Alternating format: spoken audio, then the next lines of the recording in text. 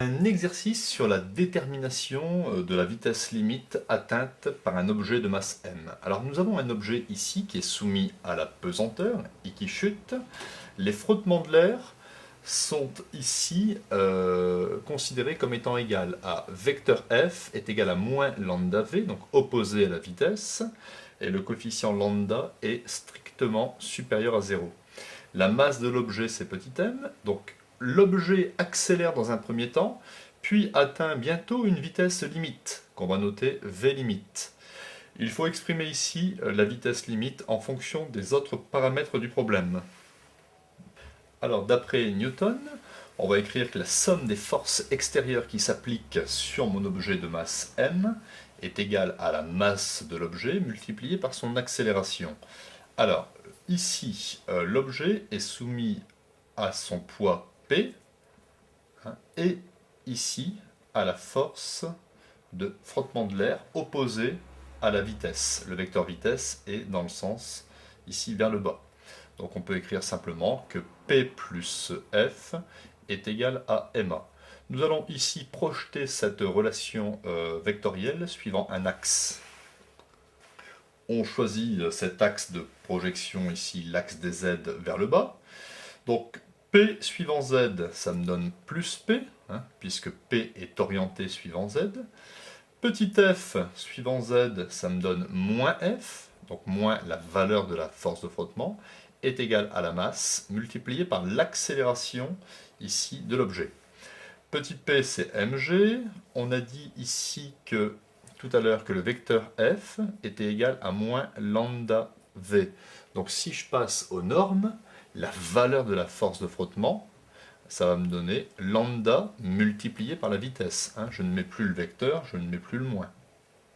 Le frottement est proportionnel à la vitesse. Donc moins lambda v est égal à la masse, et l'accélération, on peut dire que c'est dv sur dt. C'est la dérivée de la vitesse par rapport au temps.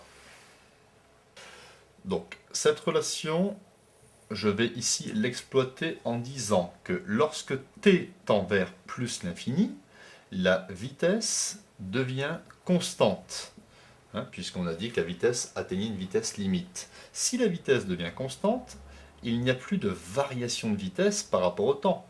Donc dv sur dt est égal à 0. Je peux donc écrire ici une nouvelle relation qui va me donner mg moins lambda vitesse limite est égal à 0.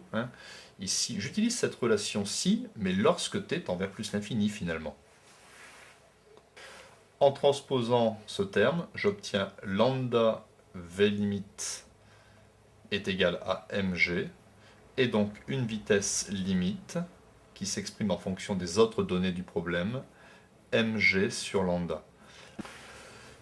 On voit ici que la vitesse limite dépend de la masse petit m. Plus la masse est grande et plus la vitesse limite sera importante. Je peux représenter ici sur ce petit schéma l'évolution de la vitesse de l'objet en fonction du temps. En supposant que l'objet parte avec une vitesse nulle, eh bien ici l'équation mathématique de la trajectoire sera à peu près celle-ci, et l'objet atteindra une vitesse limite au bout d'un temps tel que l'on considère qu'on atteint 99% de la vitesse limite, par exemple.